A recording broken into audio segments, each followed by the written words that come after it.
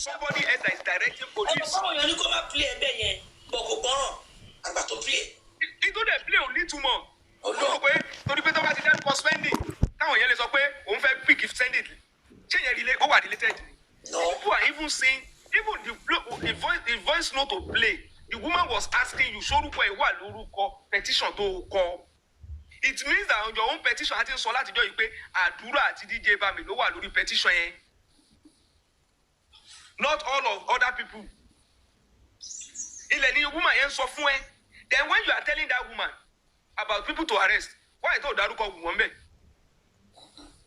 Why told Daruko? Darusha tell me in Nigeria. Tell me why you? You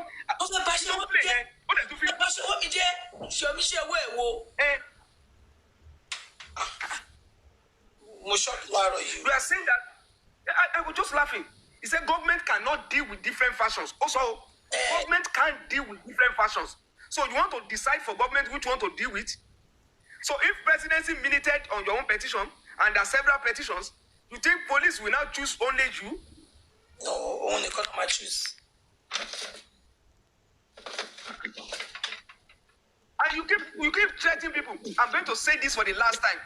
I'm going to say this to you for the last time. Hey, Jita, why you go to my best or obey your mina? You are talking to the public. You are talking to the public. Public is not doing so much now. Yes. But you can praise, you have to praise here now. And you're telling me, but 3-second video, don't know bigger day. Only me believe in it. Chadurani, only mo believe Chadurani. Only go continue me, mo believe in it. But no, in a life, to my figure, Jossy, why are you always afraid of what others are doing? Why are you afraid of your own shadow?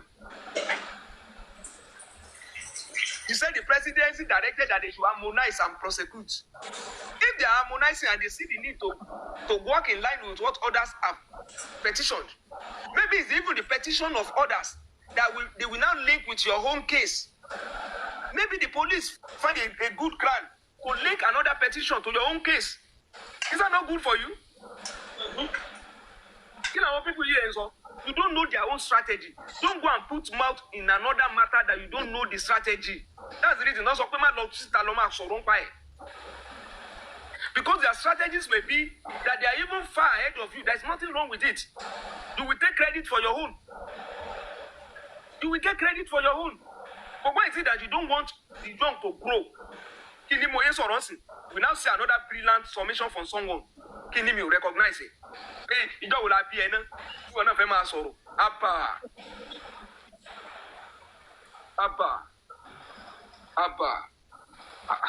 So police will not work with any group, but you want them to work with your own group. Because presidency minuted on your own. And presidency said, recognize only this petition.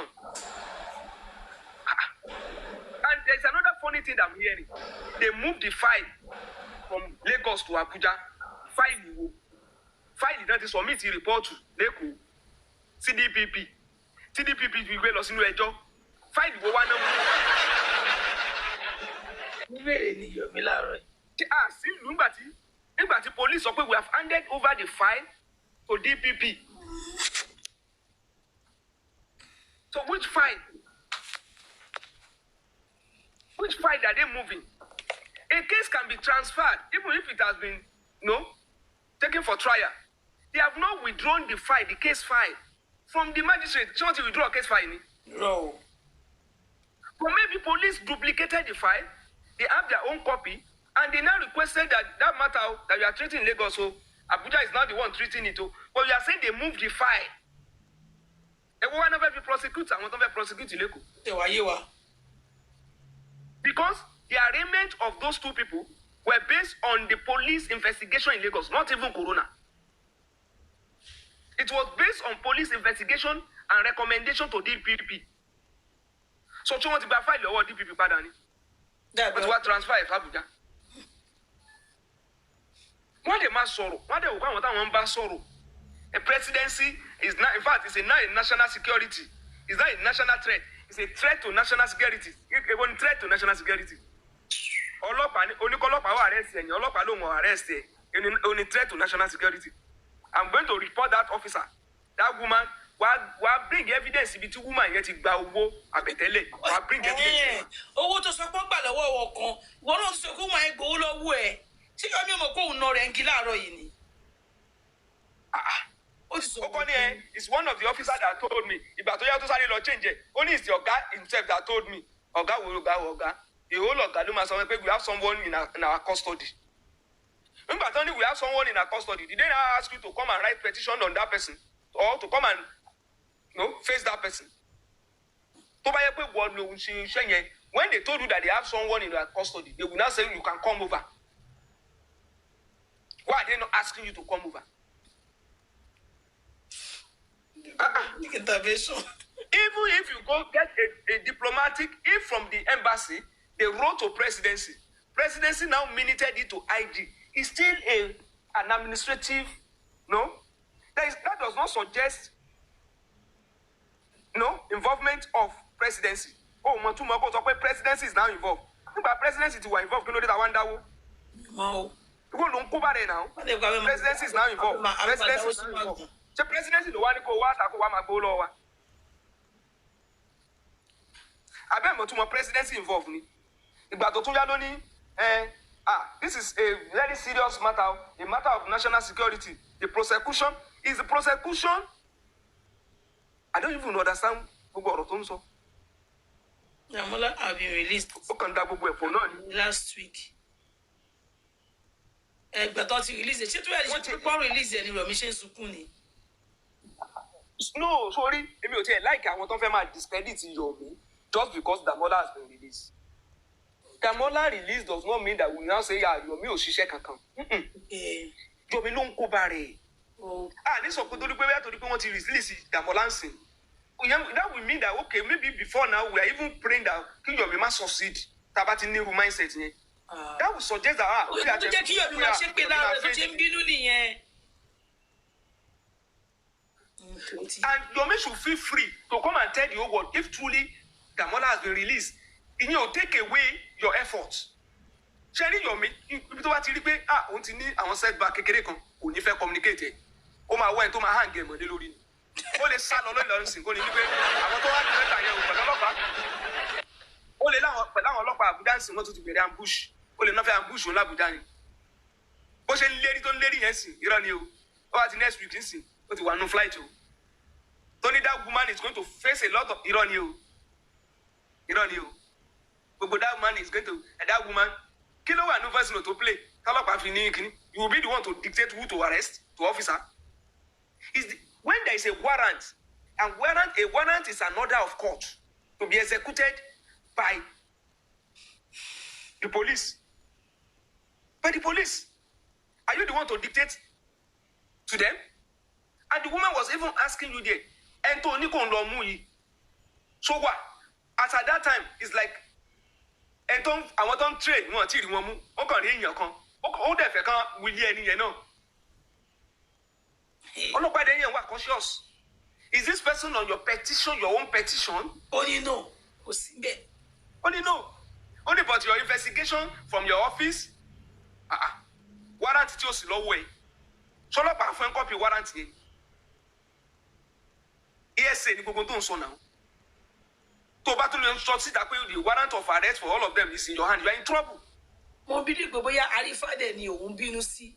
Ẹ̀wọ̀n kó dà pé àwọn àtàrífà náà jọ ń ṣe competition níbẹ̀. Ìyẹn náà ti sọ̀rọ̀ láàárọ̀ yẹn náà.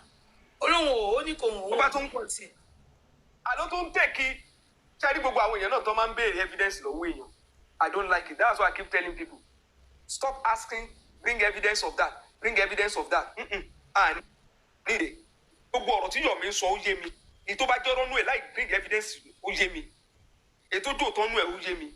Ìgbà tó gbé lẹ́tà kan wá tí mo yẹ madam confirm wò kí ni mo sọ mo ní this letter. This is the stamp of the office of the DIG. Ṣé mo ní láti parọ́ mọ́ ni? Mo ní yes, this letter.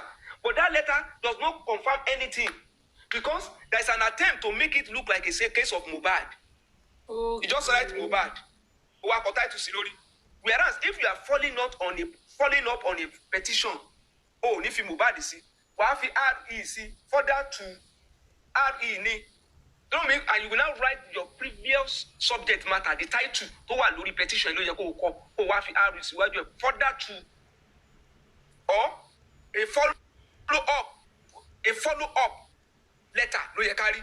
The follow up letter ó fi Mohbad síwájú, which means that Mohbad that we are seeing in front is an attempt to just make the whole world to believe there is a Mohbad case. That is what I see there.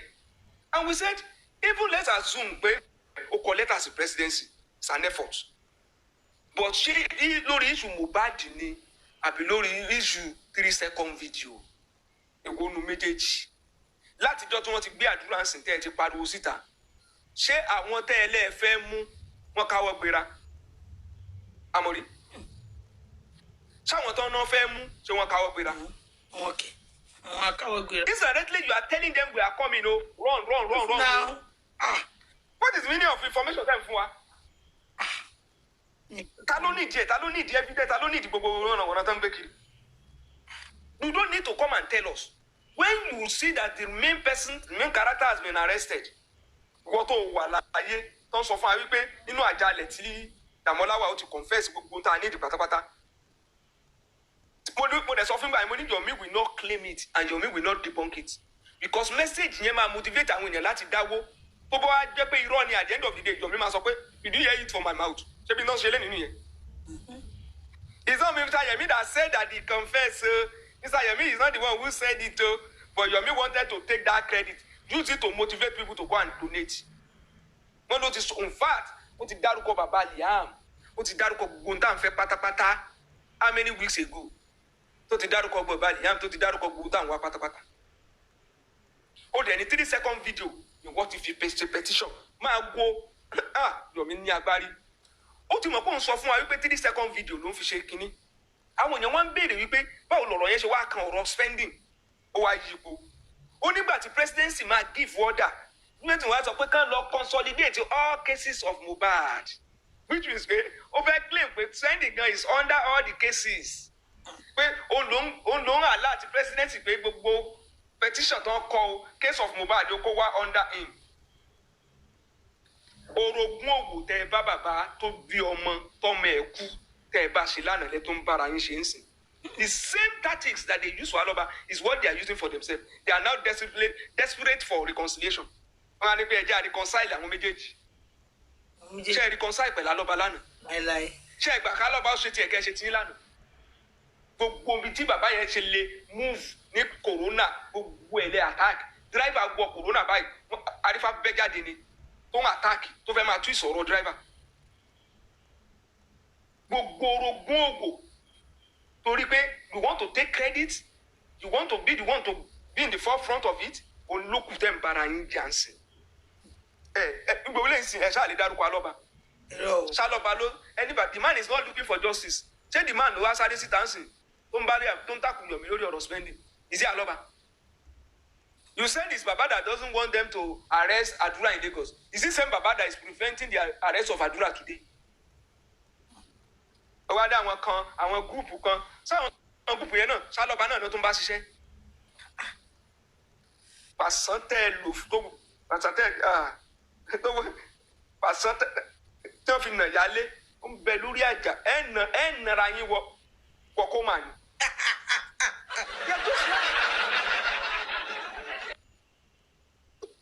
They're just lying to the public. Kí ló take yín? Kí lẹ̀ ń wá kiri? Àwa gan tá a sin group yín gan encourage yín. Let Yomi do his own. Let the new lawyer that they want to bring do his own. If there is another group that can come out to help us just focus on the Russia, ẹ bá mú dà Russia náà. If there is another group that can help us go for DJ Bami, ẹ bá mú DJ Bami náà. Nígbà tí wọ́n bá mú wọn different whatever, ẹ wá máa consolidate wọn nù sẹ́ẹ̀lì, ẹ máa consolidate wọn lágọ̀ọ́ ọlọ́pàá. Èwo ni somebody claiming out, they now want to take credit for my work. Èwo ni iṣẹ́ tiẹ̀? Àmọ̀rí tó dúró ní ìsìn tó jókòó eré ló ń ṣe. Bọ́n àmọ̀rí ilé ìtúwọ̀ jókòó ń bí sí. Ṣeré. Ereke. Òṣèré ni mo sọ. Gbogbo àwọn tán. That is the problem. That is the same problem on the CCTV. You ran out of Nigeria. You said somebody should go to the house. At the end of the day, you are still blaming the same people. You wanted to do protests in Lagos. You escape. You planted Arifa. You said Arifa should be the one to lead the protest. You were already in France on your way to London, and Arifa did not know. And you position Arifa, and you still want to take credit for that protest that Arifa led in your absence. It's all right, Fatiye missing. Oti salo. Oh, simply protest. But today, when you are talking, up till now, you are still saying, claiming that protest here. I did a protest. I organized this protest. To Jepe was salo or plant and one can leni. Tomba no can arrest and when you be protesting, and one Arifa no ma arrest. The same thing to plant. I want Mr. Fabiyi wale lórí CCTV. Ìgbà tó fẹ́ sá lọ lórí CCTV, or plant and Mr. Fabiyi wale. Or when they should go to the house. When they went to the house, you met a man that showed you a clip of how they were entering Mohbad's house. Ajẹ́gbẹ́ kò yí àwọn èèyàn bíi tí Arifa gbójú sí tọ́mọ yẹn rò pé ó discredit Yomi. Arifa has seen the tactics. Arifa has seen a lot. And Arifa too has his own constituency. If Arifa's effort can be oiled by another group, and Arifa knows that working with Yomi is a totalitarian. Yomi take all the credit and all the money. And Arifa see another branch. It's a branch, it's a franchise. And when they now call our Jombi, but when they batty and Romin say, and when they do, our mommy. You see, Arifa say, mommy. Oh, Monton say, continue laughing, man, get to Denny. Arifa not even go for them. What's your fault? Gbogbo tí Yomi bá gbà pátá àfi stakeholder tó bá lágbára ló lè rí nǹkan gbà nínú ẹ̀.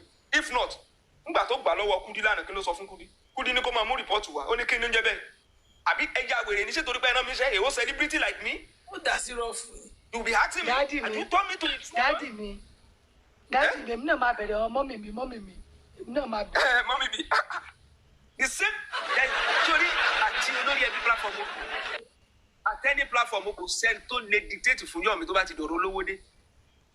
Very smart, very manipulative, but ó ń gbìyànjú tiẹ̀.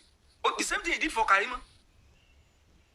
But Victoria yẹn we will not say say Yomi did not ẹni tó sùn lẹ́gbẹ̀ẹ́ express l'Abuja ṣá máa sọ pé kò ṣiṣẹ́ ló ṣiṣẹ́ ó náà gbìyànjú. Atẹ́gùn tó ń fẹ́ sí oúnjẹ kékeré bí ṣe ń pọn kódédé lẹ́yìn kiri tí ń pọn sẹ́yìn ṣá sọ pé kò ṣiṣẹ́ ni iṣẹ́ ńlá ló ṣe kò ní sàtì máa pọn ọmọ ọmọ àgbàlagbà. Ọmọdún mẹ́rin lẹ́yìn. Ọmọ jáde gbóòrú don't let me lie to you àwọn kan ò gbọ́ òyìnbó kan tó join justice for Mohbad. Yomi ti kọ́ àwọn èèyàn lóyìnbó tó pọ̀ náà. Bẹ́ẹ̀ni. Tó bá ń sacrosanct Sacrosanct. This is national security là ń gbọ́n sí. Presidency and national security là ń gbọ́n sí. I can tell you for free. Yomi àwọn èèyàn tí ò máa I'm going to say this for the last time. Òyìnbó yẹn àwọn kan ti lọ crown ẹ̀ sórí. Bẹ́ẹ̀ni, I can tell you for free. Yomi. Harmonize and prosecute. Àwọn òyìnbó ńláńlá Yomi ń gbìyànjú náà.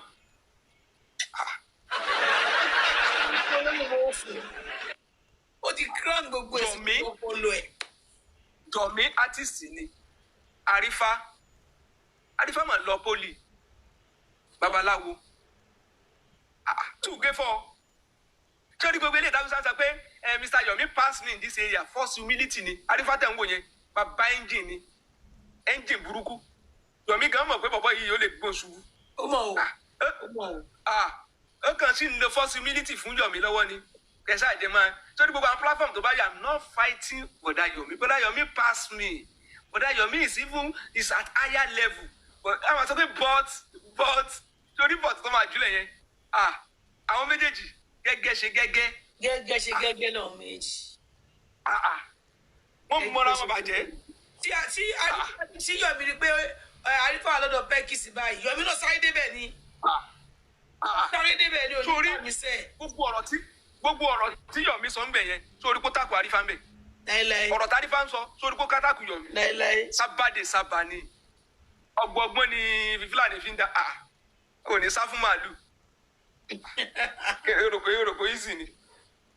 Àwọn tó ń listen tó ń bá listen pẹ̀lú ọpọlọ those are the ones who can get what is going on. Yes.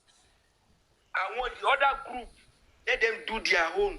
àbáyàn kankan jànú yín o sábàdé sábà ní o olúkálùkù yẹn máa ṣe tiẹ̀ àwa ń wòran ni àwọn òkúkú rí kankan ṣe ń tiẹ̀ ń sìn tí wọ́n ń sìn gan àwọn sáànà wa àwọn òrí kankan àti ẹ̀rí kankan gbé dání tiwa mọ́ nísìn so kọ́ńdọ́dé táwa ní máa hèlì yín so Yomi má fi national security dẹ́rù bà wá má fi national security because I don't even think Yomi knows the meaning of national security. It's a threat to national security. What is a threat to national security? National security. Is he talking about internal security or national security? Ṣé Yomi mọ̀ tó ń pè national security ṣá? Mi ò mọ̀ o. Ó tún kọ́ English yẹn sọ́kùn bí wèrè. It says a matter of national security. And I'm going to say this for the last time. Ṣé ẹ̀rù péré ni? Ẹ̀rù péré ṣùtà ń sọ yí ọ̀rọ̀ kékeré ni? You know the officers? Kí ló fẹ́ ṣẹlẹ̀ sọ officers? Kí ló fẹ́ ṣẹlẹ̀ sọ officers? Go and write anything against those officers. Àwọn officer yẹn ti Yomi ti pé wọn fún ní information mọ́. Pẹ̀lú wọn lọ wèrè tó dẹ̀ ṣe jáde síta. Àwọn ti bí táwọn àwọn ti ayajáàkì mọ́ lọ́wọ́. Wọ́n yẹn ti ayajáàkì o. So ayajáàkì yẹn ló fa gbogbo public outburst yìí nsìn. The only way ni pé kí Yomi tó wá kọ àwọn lẹ́tà tí ó fi dí àwọn yẹn lọ́wọ́ nsìn láti dùdú pé wíyá kó n ṣàtúnṣe ló mọ́nú kéèsì yẹn sẹ́ẹ̀. So it's more or less seeking relevance than expecting results from their action. Wọ́n ṣàn wò pé àwọn gbọ́dọ̀ wà relevant in this case. And ẹ̀yin tẹ́ ń bú Yomi torí pé wọ́n release abẹ́ jubilate torí pé wọ́n release Damola. It's not something anybody should celebrate. It's not something anybody should celebrate. Any setback for anybody in justice for Mohbad is a setback for all of us. Yes, it's true. Any setback is a setback for all of us. This is true. And so I won't say because Yomi is not that transparent to now be praying that Yomi does not succeed. Why Yomi? Ọlọ́run máa ti gbó ṣe rí Ọlọ́run máa sọ àṣírí ẹlòmíì yóò dẹ̀ sọ́dọ̀ tọ́ o wọ́n ràn wọ́n náà tẹ́lòmíì ń ṣe ó máa sọ́dọ̀ tọ́ o tó bá jẹ́ pé gbogbo bóyá ń ṣe iná lọ́lọ́run máa sọ́dọ̀ tọ́ ẹ jẹ́ àfàdúrà yẹn tì lọ́wọ́ àfàdúrà tì lọ́wọ́ yóò bí ká má ṣe analysis ní tabari yóò bí ká má ṣe analysis ní tabari but we still continue to pray for all of them kódà bọ́n ṣe ń jẹra wọn lẹ́sẹ̀ yìí wọ́n ṣe jẹ́ bàbá Mohbad lẹ́sẹ̀ ní tìtorí yẹn bínú pé Ọlọ́run dẹ̀ ní jẹ́ kẹ́ rí gbà ẹ tó bá ti sọ yẹn o nífẹ̀ẹ́ Mohbad kò dé nífẹ̀ẹ́. Owó ni wọ́n parọ́ fúnrọ́ Lima kí ni wọ́n parọ́ fúnrọ́. No, it may not be for me. No, Yomi náà sọ Yomi náà ń bá wí pé wọ́n parọ́ fúnrọ́. Ẹ jẹ́ àjà fàdúrà ràn lọ́wọ́ anything tí ò bá máa ṣe tó lọ ń bá ní gbogbo bó ṣe ń ṣe wọ́nranwọ̀nran yẹn náà la máa fi dé express road kọ́lọ̀ ń lò fún wa àtàrífà o àti Yomi o at all of them o but that does not mean pé you don't understand the game that is playing out kò débẹ̀ yẹn ó yé wa so that is just my take you can see I started from ẹni tó ń fi panda tó fi ń demote gold in justice for Mohbad is aloba o ẹ̀yin tẹ́ wá fi panda ẹ̀yin tẹ́ fi panda tẹ́ fi demote ẹ̀ láti ẹ̀yin tẹ́ fi panda tẹ́ fi demote gold aloba the reason tẹ́ yìí go fi rọ́nà lọ it's the same reason o ẹ má jẹ́ ká máa kàn wá ká máa ní mindset wípé tá a bá ti sí mbẹ̀ that will not be progress pé tá a bá ti sí mbẹ̀ we will go and attack whatever they are doing that is what Papariano was doing for all we were doing yesterday that is what they were doing for us and it's so bad thank you all.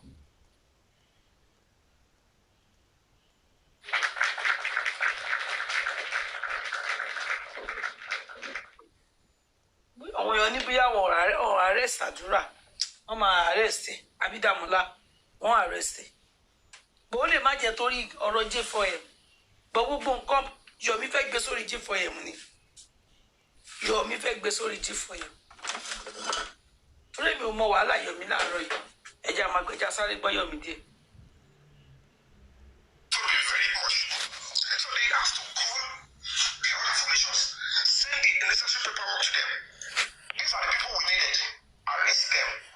work with social NGO on this matter. That's all I know. And we started by the first one that we could trace because I don't know where they live. Some of them they were hiding. They put bumper on their phones so that they can't easily be tracked down. So we started with Damola. And when they were saying it's about 3 seconds, I said 3 seconds video is part of the things that we wrote as when the investigation is touching on more than Damola and Adura. Like his open comment section of this. I'll watch out. So, are you with me? So the moment that started, I need to show because I know immediately when they pick Damola, they will start talking about human rights abuse. When they arrested him, they hit the heads on the floor, they stole this. I said, you cannot live power with him. Because somebody will watch out for the court office. And we succeeded in that one until it got to Abuja before anybody can hear anything. We were quiet about everything. The next person, the next target. If not because I can't come on video now, I would have shown you just arrayed for talking. I mean, sure. You know what I'm saying? So that's what I'm saying. Targets will be this man now. God, please stop. And you don't know when I am sorry. I don't even know what hey, God. Let me continue, I beg. We went after other suspects even before this pending was, including Adura of them. So when we got an inkling that the spending was going to be in court, we rushed in. That was when this police officer mobilized from Abuja. We asked them to go and quickly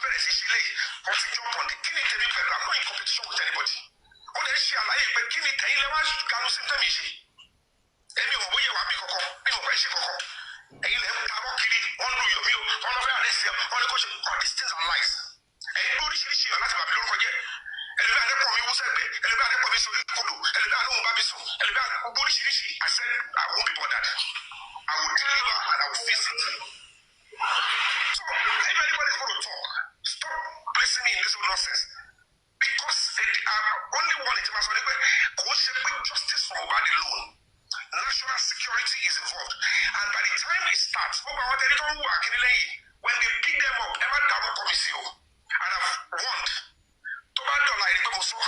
Ẹ bá sọ pé actor kan ṣe ká èmi ò ní any problem with anybody. So that is how you stop. Thank you very much. I asked the question. Do you understand, Beckis? So it has nothing to do with whether anybody or Kiniko or they should ask me. Don't ask me questions. There are some certain questions you want to ask. There are investigation activities I can't divulge. She won't feel it. To everyone release it, for she waiting. To he was released on fundamental rights. Damola is in Abuja. To my own Galimanti, àwọn máa dáwọ́ wèrè jọ, àwọn máa ṣe gbà kan. Ṣé lọ gbà bẹ́ẹ̀ jáde? As at this week, Toshi Loy, even the Inspector General of Police is on his toes, who's telling them it is getting too late. Ẹ má kọ́ bá mi. Pick all these people, àṣẹ wàhálà káàkiri. And these people will be coming here to be saying jokes. America go only criminal káàkiri 1 month kan tó rí wọn mú bà mí. Everything they need lọ. Tó bá ní wọ́n láti wá ẹ̀yìn lọ. Ẹ̀yìn máa lọ sẹ́yìn, ẹ̀yìn náà lè máa ṣiṣẹ́ pẹ̀lú wọn. Playing double role. That woman will ask kílẹ̀ ṣe lọ́wọ́ báyìí. Tàbá sọ̀rọ̀ bá ti wà dé báyìí. Máa fún wọn ní information ẹ̀ má bọ́ta wọn. Ọ̀ ẹ̀ mú fúlọ̀ mi tẹ̀ wá. We'll be failing in what we are doing. Ẹ̀ wọ́n wà ní àwọn kọ́lé ń gbé fún. When it gets to that bridge now, they will ask, when we give our directive, body will ask pé owó engage pẹ̀lú tó notify wa ta supply ṣe pẹ̀lú. So they must provide this other body they are working with. Because they are trying not to mess up, not only mess up with national security, they are trying to mess up with this administration and they are trying to give a pathway for those murderers. With that IPO, Mohbad cannot get justice. And she must get out of our case. And I mean every word of it. You will see. Because this is it, am I angry because they didn't come and arrest? Does it make any sense to any sane person? An IPO, Pelutu ICN, arrest, or one of his suspects is here. Look at her saying she's spending IPO. Is that not extreme criminality and disgusting unprofessional behavior? I will not keep quiet for a police officer to put that up in my own country. A police officer, the IPO that went to court to issue warrant of arrest.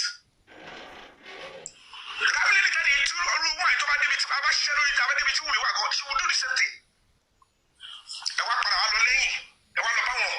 Because those ones have come to destroy me with them.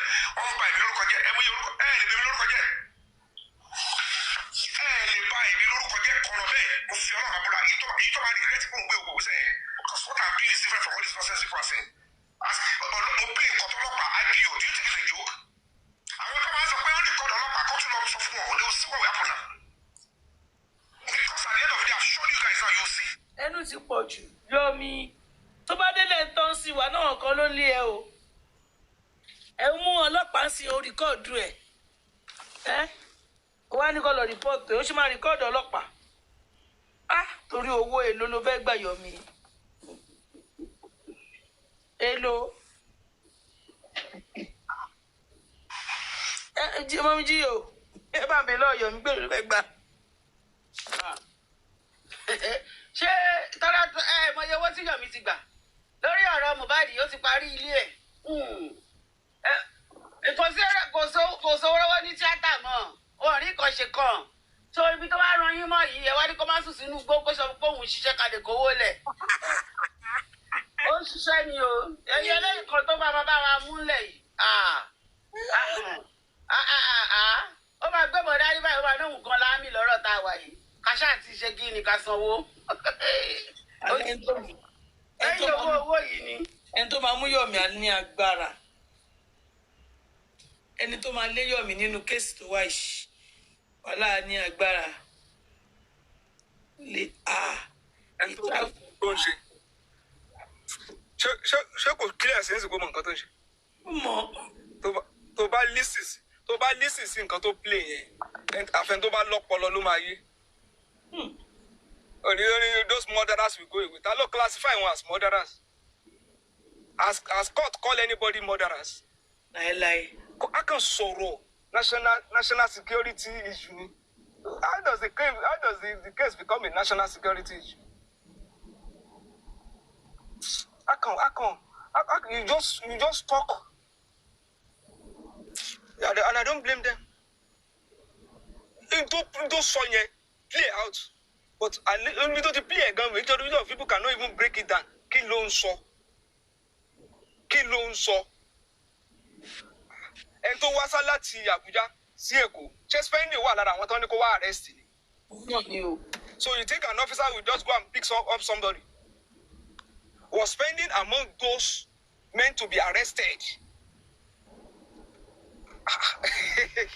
Yomi dem pretend bí kò wọ́n mọ̀ pé àwọn ti bí yẹn náà ṣiṣẹ́ lọ́fíìsì yẹn. They know. Òun wò pé let us claim more credit for some things. Tó o bá rẹ́ ni yẹn ń jọ yẹn, tó ń dẹ̀ náà lọ gbé ẹni yẹn later. Táwọn yẹn ò dẹ̀ tó, àwọn yẹn kọ́ ló jáde síta. Káwọn láwọn wá claim credit. Why? What is the issue? I still don't understand. Then you give an impression that Yomi gave an impression that the day he came out, boom, we claim credit. But today, from what you are telling us now, you said you didn't know that there is only another person that was working on that matter, which means you assume that it was your effort that led to the arrest. Yes. So why the one deny pé o fẹ́ sọ fún wa wípé Yomi did not say that he's the one who did the arrest of spending, no. And you are saying that you did not know that other people were working on it. So nígbà tí o ṣe pé Yomi méjì ló ń ṣiṣẹ́ on spending, which means you are still the same person and you assume that you are still the same person. Yes. Ìyí tó jáde wá ṣe ń jọ Yomi mọ̀ pé àwọn kan ló ṣiṣẹ́ yẹn, ó wá ń wà careful. Ó ti mọ̀ pé instead táwọn people if máa claim kìíní yìí, òun gan ló wá ambush. Tó pariwo pé àwọn kan ambush ẹ̀. Let others do their own too. Wọ́n ti mú méjì nsìn, ìwọ náà tó gbìyànjú lọ mú kẹta, lọ mú kẹrin. Ó ti pè wọ́n murderers and national security ti wà ń bẹ̀. So national security ó wá difficult fún wọn láti arrest àwọn Dàmọ́lá. National security, presidency, national security, presidency.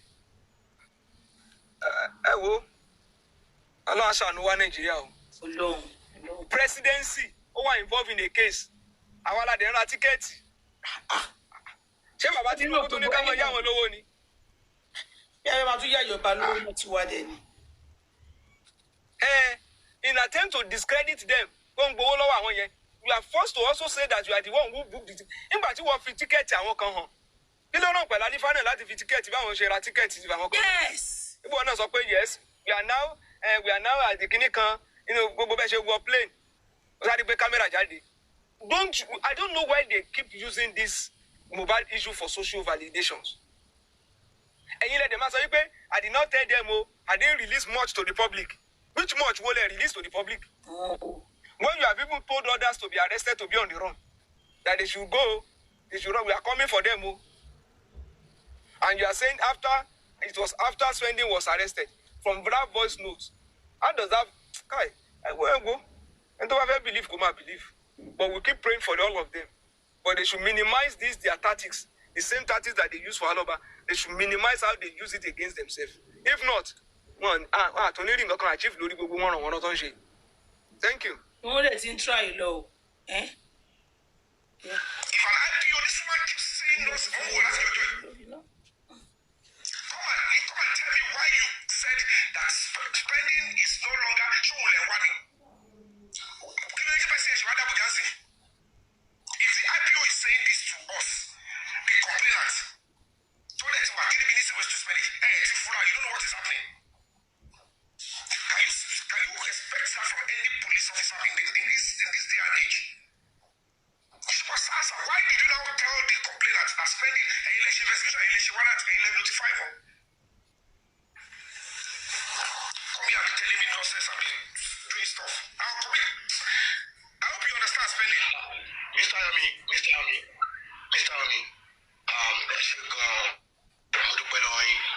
I really appreciate you for turning up and expressing yourself.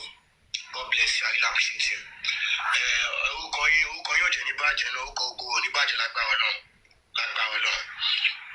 I'm very sorry. You can see I got up Arifa back just because of one thing. I know a lot of people here.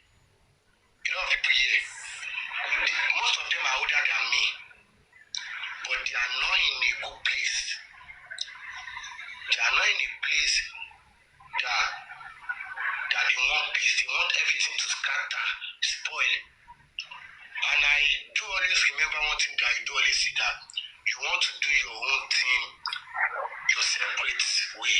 You don't want to involve yourself with anybody. I accept that. Mr. Omi, àwọn ẹ̀yin àgbà máa sọ pé igi kan kò lè ṣe kí ni kò lè dá bó ṣe. Yes. I always give you your kudos and I always support you anywhere you go to. If it's on justice for Mohbad, if it is on justice for Mohbad, me, if you are fighting for it, I will support you.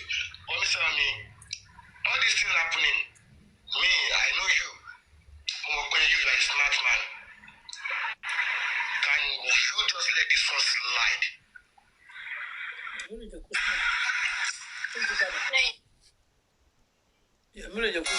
Si vous aussi vous ressentez l'un de ces 5 symptômes, Gaviscon procure un soulagement rapide de brûlure d'estomac et remontée acide. Tous médicaments sont exposés à des risques. Parlez-en à votre pharmacien. No, you don't need to ask the question. Yomi said he has answered it, but for me, it's just, I did not. Hey, Molly! Don't need to avoid begging now. So,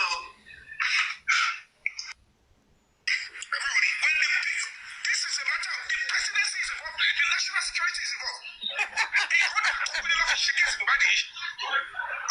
Yamini, the presidency is involved, the national security is involved. Lórí kéèsì Mohbad. Yàmi tí gbóhùn sókè díẹ̀. Má láìkì bẹ́ẹ̀ máa lọ́wọ́ mínítì bẹ́ẹ̀ fún ara mi.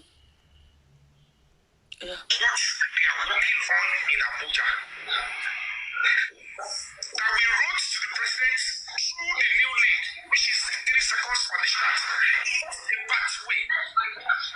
The police will have to go into the entire case, and they have gone into the entire case, and they are now looking for the real suspects. Don't went to my mommy. Whether they saw Adura first, they saw Damola first, they are looking for suspects. And you talk about calling them. Mommy Amori. Stop misleading the public and let these people come mess. Ma, ṣe kébùlà. Question tí mo fẹ́ bẹ̀rẹ̀.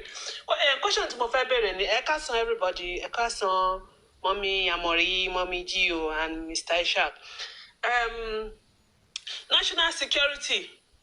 Ṣé àwọn náà máa ń investigate murder case? Ìmọ̀ Ishaq ló lè mọ ìmọ̀ ń pa ẹ̀ o. Ishaq ọ̀rẹ́ mi gbọ́ ìmọ̀ ń pa ẹ̀ o. Boko Haram wà lọ́wọ́ wọn tí ìparí ẹ̀. So mo fẹ́ bẹ̀rẹ̀ pé ṣé àwọn. My sister, you see, there's somebody in that office. You discovered that when VDM came out on the group chat, and Iyabo was to write a letter of protest, the same NSA office was also copied. It suggests that all these people have somebody in NSA office that they are using for whatever they are doing. It's not bad, maybe to help, but I don't know. And you also know that the National Security Advisors, that office, has a relationship with IG. So, because that is an office that is for all the securities of Nigeria, the entire security of Nigeria, both internal and external. So when he was talking about national security, I don't know, maybe it's because it's more of an advisory office to the presidency. So I don't know, because NSA office cannot direct the IG to do anything.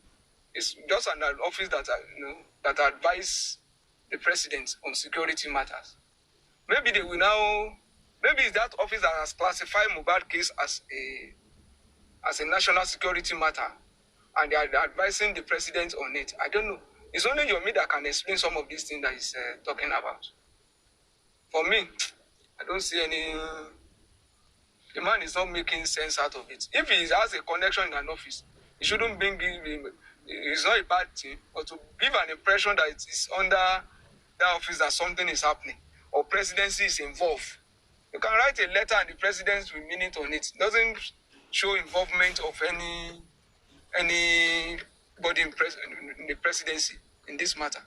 It's an administrative, the presidency has the capacity to direct the IG to investigate any matter. So if they have directed that the petition you submitted should be treated by the IG, so be it. It doesn't show that they are involved. You cannot even go back and report. Will you go back now and tell them those who are involved now? If they are involved, then this matter should even be before them now. Because as we are talking, the NSA office will be hearing us now. So NSA office cannot pick up. There are several agencies other NSA office that can even go and pick up all these suspects that we are talking about. Within a day, they will bring all of them out under NSA's office. So I don't know what he's talking about. So it's only him that can explain it to us. Thank you. My issue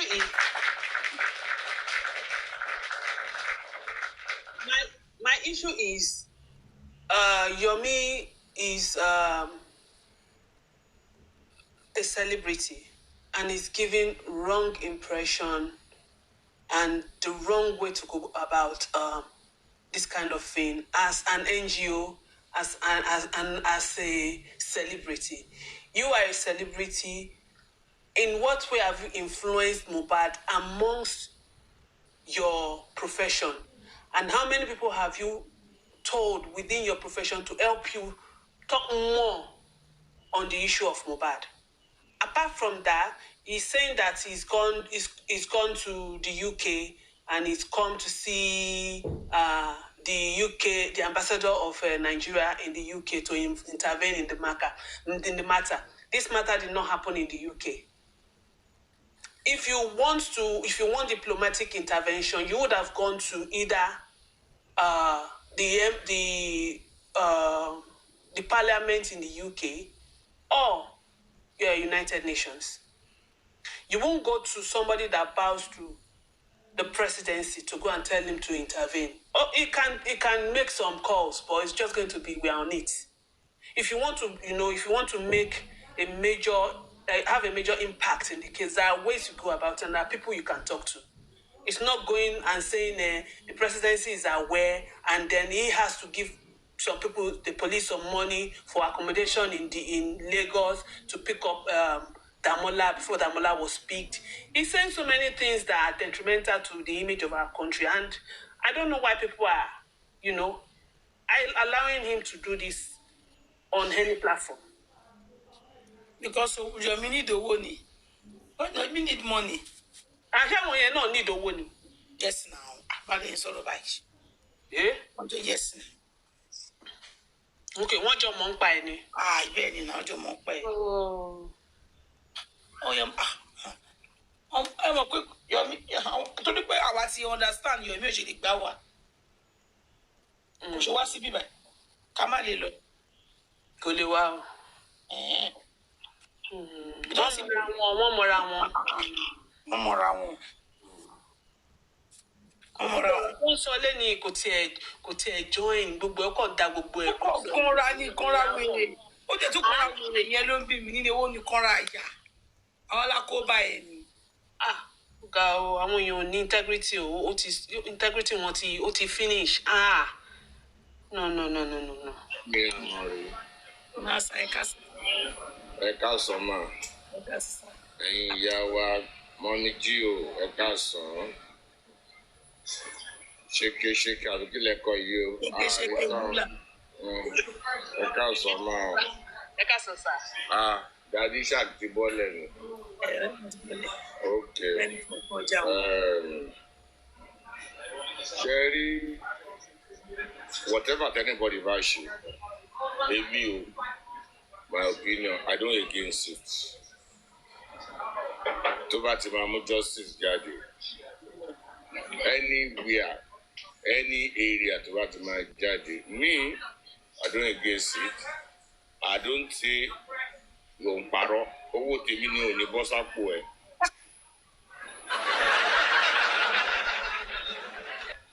Mi ní pẹ̀lú báwọn sọ pé ó ń parọ́ kò parọ́, ó jalè kò jalè.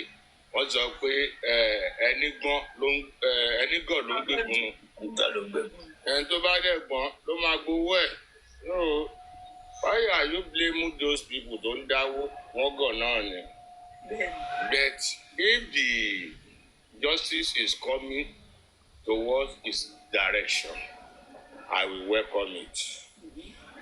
Nígbà tó kọ́kọ́ gbé 3-second video jáde mú pẹ̀lú ẹni tó sọ wípé 3 video second yìí ó dẹ̀ máa ṣiṣẹ́ o. But the way he go about it, òun ló bà kíní yẹn jẹ́. Sherry, when you are looking for a criminal issue, tó bá ti wà compounded bẹ́ẹ̀ yẹn, wọ́n ń dúró sójú kan ṣoṣo wà.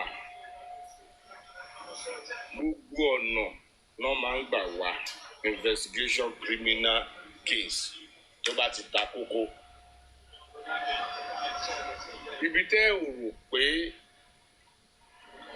justice yẹn máa ti jáde, ibẹ̀ ló máa wá lọ gbà jáde ńgbà míì. Tó bá yẹ kó farabalẹ̀ nígbà tó rí 3-second video yẹn, ó ṣeé ṣe kí kíní yẹn kó rìn.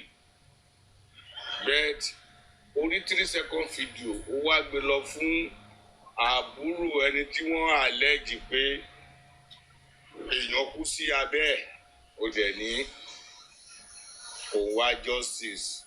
Ibi tó ti bàjẹ́ nìyẹn lọ́dọ̀ tèmi.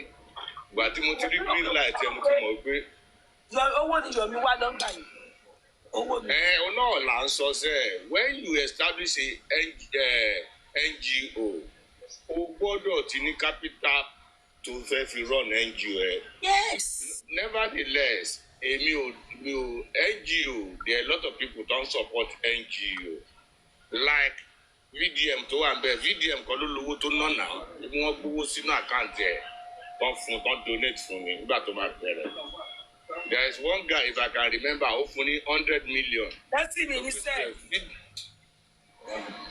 How are you, sir? So, VDM olówó. So for donating on NGO, it's not a new thing. Happy Sunday, happy Sunday, sir. Happy Sunday.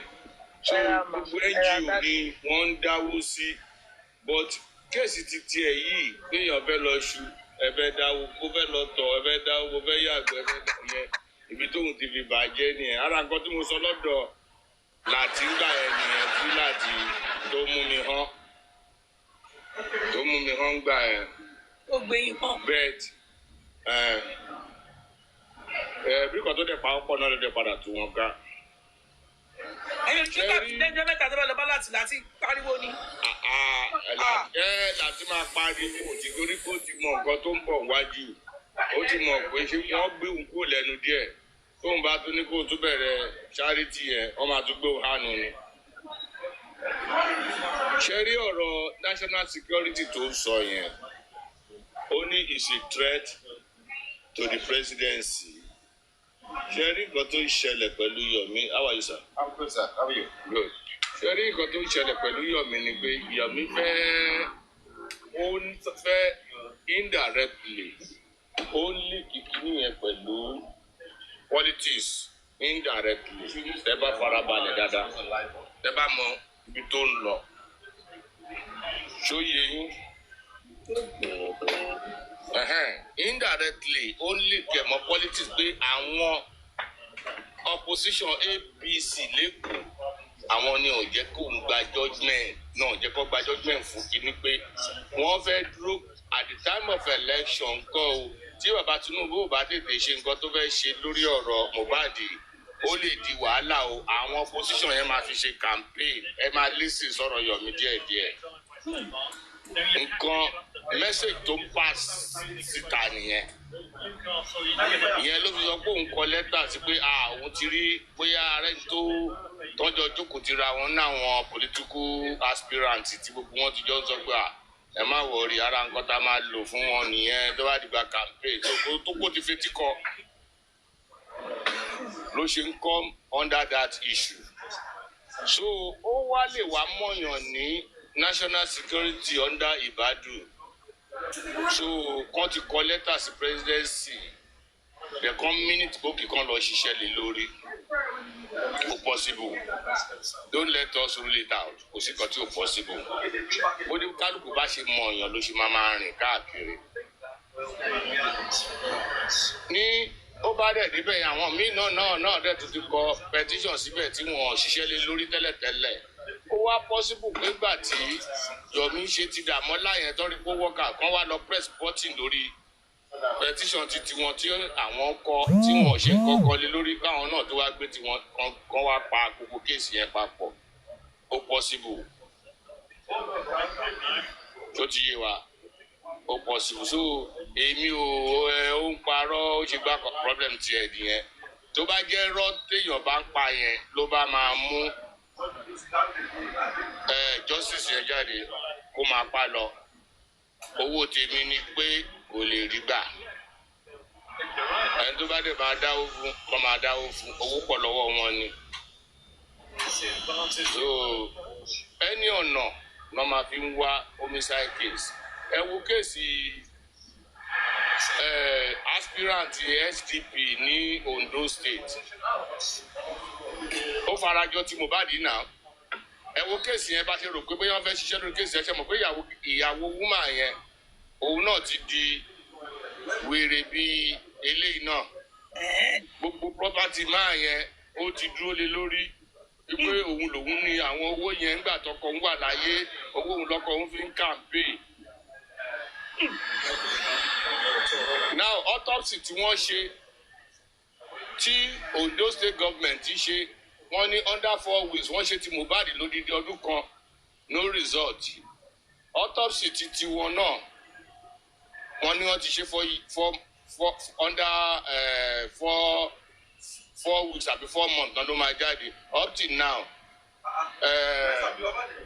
kí ló ti ń pè olórí ẹbí àwọn máa yẹn àbúrò máa yẹn ó ti jáde pé àwọn ọlọ́pàá wọ́n ti bẹ̀rẹ̀ sí ṣe kànníkànní o pé wọ́n kọ̀ wọ́n jẹ́ pé autopsy report jáde tí òun àti woman yẹn ti ń jà gan wọ́n ti gbéra wọn lọ sí kóòtù báyìí wípé wọ́n ti ń support woman yẹn wọn ò fẹ́ fáwọn ní justice so kò sí gbogbo ibi tí kinní yìí ò ti ń ṣẹlẹ̀ ọlọ́run má jẹ́ kí èèyàn lọ tẹ́ ní ti àwọn alágbára wọ́n ti ń fagbára wọn àwọn fámìlì àwọn olókùn yẹn náà sì nígbà tó lówó inú ẹbí ti kú sí ìyàwó ti jáde pé wọ́n dẹ̀ ti kọ́kọ́ ti ìyàwó mọ́lé pé ìyàwó ó ń lọ́wọ́ nínú ikú ọkọ pọ̀tọ́ lọ́nu mọ bó ṣe rìnrìn ẹ̀ jáde wọ́n ti gba béèlì ẹ̀ tó ti jáde sí ó ti àtáàkì gbogbo wọn ní sí wípé irọ́ náà pa mọ́ òun lòun ní owó ilé tọkọ ń kọ́ òun lòun ní pé ó ti lọ ṣe ní dọ́kúmẹ́ǹtì lẹ́yìn ta ló mọ̀ fún òun àtàwọn àbúrò wọ́n dẹ̀ sọ pé máa yẹn níyàlé òun pẹ̀lú àwọn ìyàlé àti àwọn ọmọ yẹn sì ó ní wọn kò fẹ́ fún wọn ní kankan ní property máa yẹn. kò síbi tí ẹ fi Yomi lẹ̀ tiẹ̀ Ọlọ́run ló bá wá ibi tó ti máa ibi tí polo ẹ̀ wà tó gbé sí kó máa jẹun ẹ̀ nìṣó but kò síbi tí justice ò ti lè jáde tí justice bá máa jáde ó lè jẹ́ ibi tí gbogbo wa ò tẹ̀ ẹ̀ fojú sí rárá nǹkan kan ló máa ṣẹlẹ̀ mo dẹ̀ mọ̀ pé ọmọ yẹn fúnra rẹ̀ ó máa wá justice rẹ̀ jáde so that is me ọmọ yẹn fúnra rẹ̀ ló máa tì wọ́n tí justice yẹn máa fi jáde either they like it they don't like it ọmọ yẹn máa gba justice but ọ̀nà tó máa gbà yẹn I don't know it ọ̀nà tó máa gbà so ẹ máa bí tó lọ mà. ẹ má bínú sáà ṣé wọ́n ti release pending àti Dàmọ́lá ni sà torí mi ò fọ́ lórí wọn ò tí release ẹnì kankan nu wọn ẹni tó bá náà release wọn rán pa o Dàmọ́lá ti wà ń bẹ pending tó ti lọ bá ń bẹ wọn release kankan nu wọn. mo rò pé láti release wọn ni. wọn ò release wọn o ta ló sọ bẹ́ẹ̀ wọn ò release wọn. ẹ tó bá sọ pé wọn release wọn rán pa padà wọn ló ń jàre ọkọ̀ bá àwọn máa fi ba iṣẹ́ àwọn tó ń ṣiṣẹ́ yẹn wọ́n máa kàn fi ba iṣẹ́ wọn jẹ́. ọlọ́tún ní Dàmọ́lá àbí ẹni nǹkan. ẹni tó sọ pé wọ́n ti release Dàmọ́lá yẹn ṣé ibo ló ti rí where do you see it are you in Abuja check your IG kan ọmọ pé IG ló detain ẹ check your IG Another no jare, where you don't see something, you talk exactly IG call, IG ni, àwọn fake profile. Fake profile máa kọ́, wọ́n máa ń sọ lẹ́nu láàárọ̀ ìmáàní lọ́dọ̀ Yomi. Wọ́n sọ lọ́dọ̀ Yomi sì sọ láàárọ̀ pé wọ́n release anybody inú wọn. Wọ́n ṣẹ̀ṣẹ̀ mú Dàmọ́lá lọ́bẹ̀ ni. Wọ́n sọ lọ́dọ̀ Yomi. Àwọn ṣẹ̀ mú Dàmọ́lá lọ́bẹ̀. Tàbí kí ló ṣe gbà spending ṣùgbọ́n ṣẹ̀ mú spending lọ́bẹ̀ ni. Wọ́n wá release Dàmọ́lá kó máa lọ. Irọ́ ẹ má dáhùn lọ wọn ti release anybody. That is not how to do investigation. Nígbà tí wọ́n ṣe investigation wọ́n wá máa release wọn. Tó bá release wọn, tó bá jẹ́ pọ́n ṣì ní àwọn tó kù tó fẹ́ arrest nǹkan. Ṣé èèyàn ní lọ sọ fáwọn tó kù pé kọ́ báyìí lòun sọ ń bẹ̀ ni? Tẹ́tí ẹ bá ti gbọ́ kankan ẹ jẹ́ káwa náà máa digest ẹ̀. Àwọn òjẹ́jẹ́ mọ̀ gbẹ́yìn lọ́lọ́pàá àwọn òye. Àti tá a gbọ́ làwọn àrùsọ. Yomi. Ọjọ́ sọ ni pé wọ́n ti release Dàmọ́lá. Èmi ò gbọ́ bẹ́ẹ̀ ṣáà mi ò gbọ́ bẹ́ẹ̀ lẹ́nu Yomi torí mo ti gbọ́ ṣú ẹ̀ láàárọ̀ yìí. Yomi ti confirm about release. Ó náà release ẹ̀. Nǹkan tó ń bí Yomi ẹwẹ́ tó kọ́ nípa ẹwẹ́ tó kọ́ ní no evidence against Dàmọ́lá ṣẹgbọ́nsì. Nǹkan tó nìyẹn no evidence against Dàmọ́lá so mi ò mọ gbogbo tó ń kọ́ ń bì. Ẹ ń pẹ́ torí ẹ̀ lọ ṣe release ẹ̀ gbà tí ó ṣe evidence ọkọ̀ lọ́wọ́ Dàmọ́lá lọ́nà ẹ̀ release ẹ̀ nǹkan tó ń tọ́ ẹ̀ sọ. Yomi sọ láàárọ̀ lọ́dọ̀ Bẹ́kìs pé ọkọ̀ tó ń bi nínú nìyẹn náà ti release Dàmọ́lá. Yomi wá ní báwo ló ṣe máa release Dàmọ́lá òun ó yẹ kóun mọ̀. Yomi dẹ́kọ̀ ló gbé báwo ni Yomi ṣe máa mọ̀. Yomi lè ti mọ̀ mọ́mí àmọ́mí o. Yomi máa ti mọ̀ bóyá fẹ́ fi ẹni sùúrù ẹ máa wo ẹni kọ́kọ́ bí wọ́n ní Yomi is not be to be trusted that is nǹkan tó sọ ẹ pé kò rí bẹ́ẹ̀ Dàmọ́ jẹ́rí tó bá release Dàmọ́lá if it is true pé wọ́n release Dàmọ́lá àwọn olólùgbà bílẹ̀. Àwọn àrífà ó dàbí wọn sẹ́ni wọn àrífà yẹn. Irọ́ o àwọn àrífà ló gbé spending now. Àwọn arígbá ló ṣiṣẹ́ spending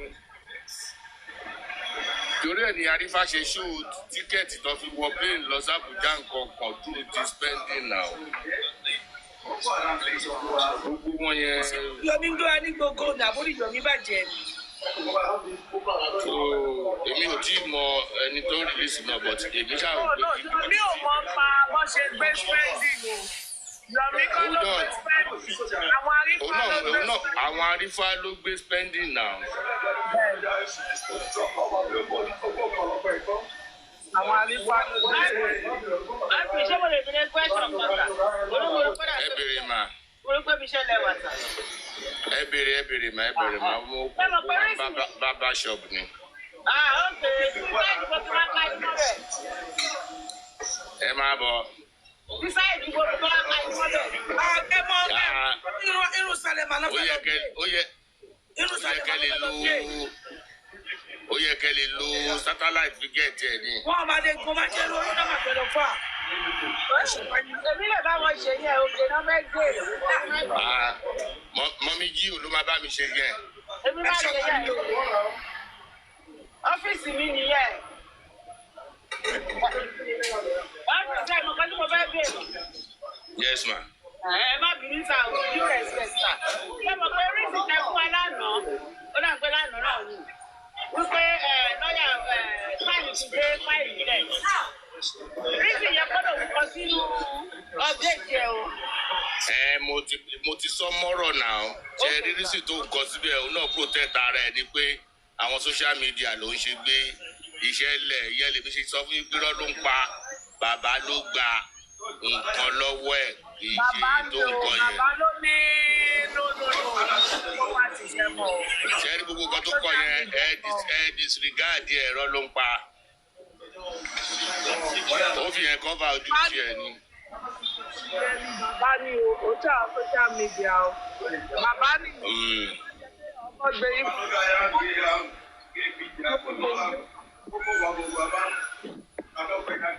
Ẹ ṣe sà, mo ti wà ókè sà, ẹ ṣe sà. Yes ma, ìyá mi. Ẹ kú síbi Sunday. Àkọ̀dẹ̀ tí rí nǹkan Sunday ni o.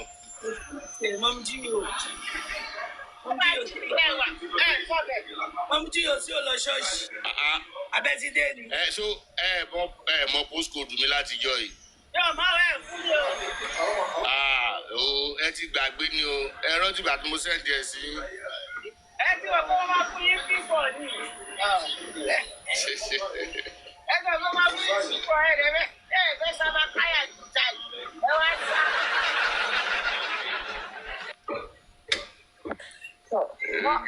Bọ́dì iṣẹ́ mọ̀ ń pé rìmọ́ọ̀tù làwọn òun fi ń ṣiṣẹ́ sí. Àwọn tó wà Nàìjíríà rìmọ́ọ̀tù lọ́ fi ń ṣiṣẹ́ sí. Ẹni tí rìmọ́ọ̀tù wọn bá dẹ̀ lè mú. Rìmọ́ọ̀tù Yomi. Àwọn tó bá lè dáwó sí ni. Owó yẹn ti dùn mọ́. Owó yẹn ó ti dùn mọ́ torí ẹ̀ ni ò ṣe fẹ́ lọ mọ́. Èmi dá owó tí máa fún ẹ mo ń fẹ́ mọ purpose tí mo torí ẹ̀ fẹ́ fún ẹ tèmi nìyẹn. Èèyàn ti sanwó àwọn owó ọmọgọ̀ sẹ́yìn tẹ́lẹ̀ bọ̀tí sì mo fẹ́ mọ purpose nǹkan tí mo yẹ fẹ́ dáwó yẹn. Ọmọ kékeré kan lè jókòó síbi kan káwọn àgbàlagbà á máa fún lówó oúnjẹ. Máa fún lówó ń bí ẹ. Owó yẹn ti dùn mọ́. Ojú àbò ẹlẹ́kìíní, ojú àbò ẹlẹ́kejì ó sí mi náà. Àwọn mágà náà lè máa ti rìpọ́ọ̀tù rẹ̀. Wọ́n máa rówó gbà gan, wọ́n tún ṣoògùn. Ṣé àmọ́ ni? Òun náà ni rìmọ́ọ̀tù, òun náà pè rìmọ́ọ̀tù. Òun náà pè ní rìmọ́ọ̀tù. Ṣèbó la gbọ́ lẹ́nu ọjọ́ mẹ́ta ẹ̀gbọ́n ti wọ́n múrúkọ àwọn láti sílẹ̀ nǹkan kan wọ́n mú lọlé babaláwo. Àbí ìbára àwọn ààrẹ náà ni láti sílẹ̀ nìkan ni. Ṣébí táṣìírí tún jáde ni? Wọ́n tẹ̀lé táṣìírí ṣọ́ọ̀tì morúkọ yàn lọ́bẹ̀ ni. Ṣèbí ìtẹ̀ rí nìyẹn. Kò sí nǹkan tí ò pọ̀ síbò ìyá mi. Èmi kan tẹ̀ ní ẹ̀wò. Ìgbà kan ni máa rò pé lọ́nà pa. Gbà mo rí bẹ́ẹ̀ mo ní àwọn. Báyà mi ò ṣe dá. Béèyàn kan bá mórúkọ tèmi lọ́bì kankan. Wọ́n máa dá padà ni wọ́n á ní gẹ̀ẹ́yì ò ṣe lò. Ìyá ẹ̀ ṣì wà láyé. Tí mọ́ ìmí ò bá kú ṣá, mú ilé sọ tí mọ́ ìmí bá kú. Bọ́tọ́ ṣì wà láyé. Nọ́ọ̀tì rẹ̀. Wọ́n lè rí lò. Lórí ìyá kú ìyá. Wọ́n á mi mú. Wọ́n tún lè rí mú lórí ìyá kú ìyá tẹ̀. Ṣé rí gbogbo nǹkan tó ṣẹlẹ̀ lọ́rọ̀ Jossy for Mohbad nǹkan tí mo ṣe nígbàgbọ́ pa máa rí Jossy ṣe tó bá kú díẹ̀ kí wọ́n dojú nǹkan kan bolẹ̀ wàhálà máa ṣẹlẹ̀ gbogbo àdàrú.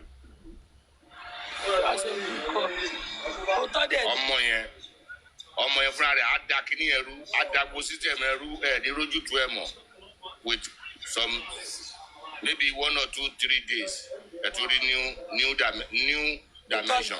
Èmi náà ló tọ́ ni. Ó tọ́ ni. Àmọ̀rí have taken your own two aside. Do as you do kí ni? Kò lè mẹ́mì. Ayé ìgbà kan ni do as I do mú mi. What I say I do. Kò mú mi, mo ti lọ bá jẹ́. Do as I do kọ́. Do as I say ni. Ó lábọ̀ mú mi. Ẹ sáàsì mi ohun yóò jáde síta o. Mo láwọn tó jẹ gbì ní rìmọ́ọ̀tù màmá mú mà. Kí ló kà wá pẹ̀lú rìmọ́ọ̀tù? Kò ní dáfẹ́ni tó gbé rìmọ́ọ̀tù dání, kò ní dáfẹ́ni tó fẹ́ lò. Onídàá fún wọn. Kí ló kà wá? Ajẹ yín àjẹ rìmọ́ọ̀tù yín. Do as I say kí ni? Ọjọ́ kan ló máa fẹ́ jẹ. Mo fẹ́ sí mi ẹ káàárọ̀ o. Màmá mi, mo ti kí yín. Ẹ káàárọ̀. Ẹ káàárọ̀ mọ́mí mi. Àríkẹ́ kan ó ṣàbídì àkàn ni mọ́mí jí ò ní sẹ́. Mọ́mí jí ò ní sẹ́. Gádùétì kan ní sẹ́. Gádùétì ni o. Ohun tó máa ń bọ́ lẹ́nu mọ́mí Àríkẹ́ yẹn ìyẹn máa ń ké ni. Ó bẹ̀rẹ̀ pèsè o. Bàbá gbọ́dọ̀ ṣe rí náà ló wọ́n ṣe rí. Wàhálà ẹ̀. Ẹ bá wo bí sọ̀rọ̀ báyìí. Bí eléyìí bá wó lùyàn, ìtẹ́ni ẹ bá wó sí. Ọjọ́ mẹ́ta wọ́n sì ń wọ lábẹ́. Wọ́n sì ń wọ. Onímọ̀ ṣe sáà pé kó máa fọ́ àwọn pífọ̀.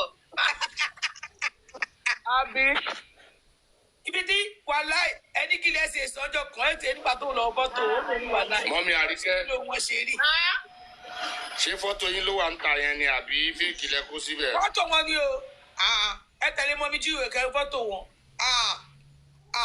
Ọwọ́ ẹ̀ kọ̀ọ̀kan tó bá yọ mú ẹ lẹ́nu téyìn eyín tí ò bá wọ́. Ó ga ilẹ̀kùn síbẹ̀ o. A ló kún sí ẹ̀. Ilẹ̀kùn ẹ̀ wúwo. Dádì ilé ti kú ọ̀rẹ́ ṣọ́ọ̀bù lọ́kì. Wọ́n burú. Tí wọ́n mú my Mọ́mí president. Àríkẹ́. Wọ́n máa kígbe láyé. Ilẹ̀kùn. Àríkẹ́ jù mí lẹ̀.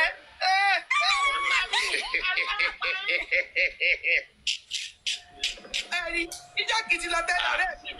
látòkèdè lẹ̀ fún pàkejì ni. Ẹ̀yin ò mọ̀ pé fẹ́lẹ́fẹ́lẹ́ can destroy you, Mọ́mí Àríkẹ́. Láyéláyé. Ní èjì yẹ́rẹ́ fi fẹ́lẹ́fẹ́lẹ́ wò. Ìwúlẹ̀ lọ. Apá ọmọ mi Àríkẹ́ kan àìgbọ́n tí mo ní mo réyàn lẹ́yìn ni. Tí bá ń búyàn inú mi máa ń bí rọ̀bà Chris inú mi máa ń dùn ní pé Àríkẹ́ wà lẹ́yìn. Ẹ̀yin ò rí pé ẹ rí pé tí ìyá Àríkẹ́ bá sọ̀rọ̀ ó máa ha mọ́lẹ̀ ní ti bí ìgbà tí erin bá ń sọ̀rọ̀ ni. wọ́n bá bínú. Ẹ máa gbọ́ Daddy Prince àwọn sọ̀rọ̀ pé ṣẹ́sì mi bá tún gbé mo ní platform àmọ́ ìrógo. wàláì. oṣù kan wá dẹ̀ jọ lọ kiri ni. báwo fọ. Báwo ṣe tó lẹ. Ó ní ẹ̀mọ́ ọ̀tá ló tó bẹ́ẹ̀. Àwọn ọdẹ tó ní bòmọdé. Ó bá fọwọ́ wọ ẹlẹ́nu. Gbogbo eyín ẹ̀ ní òkà tán.